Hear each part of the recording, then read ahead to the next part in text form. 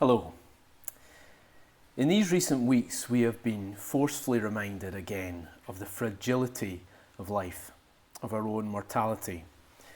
And perhaps the saddest thing of all about the coronavirus is the way that so many people have had to die alone, without friends and family nearby. But if you'll excuse a somewhat morbid thought for a moment, imagine that you were on your deathbed. Imagine that you still had your powers of speech, and imagine if you were well aware that you had just minutes to live. You would not waste your words in those moments. You would make sure that what you had to say really mattered, and your hearers would listen attentively, knowing that this was the case.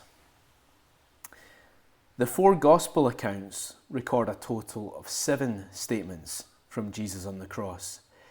There is every chance that these were his only 7 statements there, as the very act of speaking would itself require a monumental effort on a Roman cross. Of course, we know how the story ended. These were not, in fact, his final words. Yet, in the few things Jesus chose to say on the cross, there is much for us to meditate on. Now, my original plan was to cover these 7 sayings in our Good Friday service this coming Friday evening. That service will take place, by the way, but via Zoom and therefore in a shortened format. Therefore, over the course of this week, I'm going to share a daily video covering each of Jesus' statements on the cross. And we're going to begin by looking at Luke chapter 23 and verse 34. Which says this: "When they came to the place called the Skull, they crucified him there along with the criminals, one on his right, the other on his left. Jesus said, 'Father, forgive them, for they do not know what they are doing.' And they divided up his clothes by casting lots." One sunny day, around 3 years before these events, Jesus gathered his many followers around him on a vantage point overlooking Lake Galilee. On that day, he taught them many things in a discourse now commonly known as the Sermon on the Mount. And among many other extraordinary things he said that day, he said, "If you love those who love you, what credit is that to you? Even sinners love those who love them. And if you do good to those who are good to you, what credit is that to you? Even sinners do that. But love your enemies, do good to them, and lend to them without expecting to get anything back." And here, on this darkest of days, Jesus supremely practiced what he preached. He was wrongly accused of blasphemy by the religious establishment. He was flogged by order of the Roman governor, Pilate. He was sentenced to death by the same Pilate, who knew he was innocent, yet feared an uprising among the people. He was blindfolded, beaten, spat upon, and cruelly dressed up in a purple robe and crown of thorns by his guards, who mocked him pitilessly. He was made to carry his cross to the site of his execution, while onlookers said and did whatever they liked to him with impunity.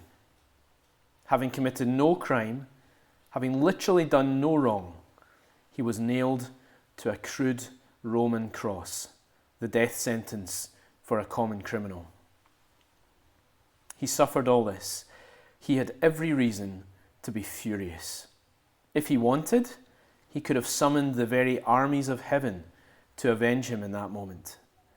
And yet, he cried, "Father, forgive them." And he does this because, in a very mysterious way, they do not know what they are doing. Yes, they sent him to his death very deliberately, and yes, there is an ignorance in their crime too. If they knew who he was, they would never have considered such an act. If they were not blinded by their own unbelief, they would never have carried this out. There is remarkably a softness in Jesus' words here, a note of tender-heartedness. He knows that these people, who are in a certain sense the very best of humanity in their society, he knows that really they represent all of humanity, who are described elsewhere in Scripture as sheep gone astray.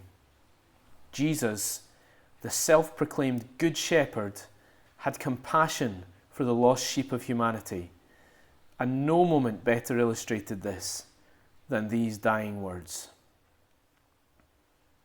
Like sheep gone astray, our own sin blinds us, causing us to go down paths that will only bring great pain to ourselves and to others. If we were there on that day, there is nothing to suggest we would not have joined in with the onlooking scoffers. We do not know what we are doing. Yet, the Good Shepherd gives up his life for us and cries, "Forgive them."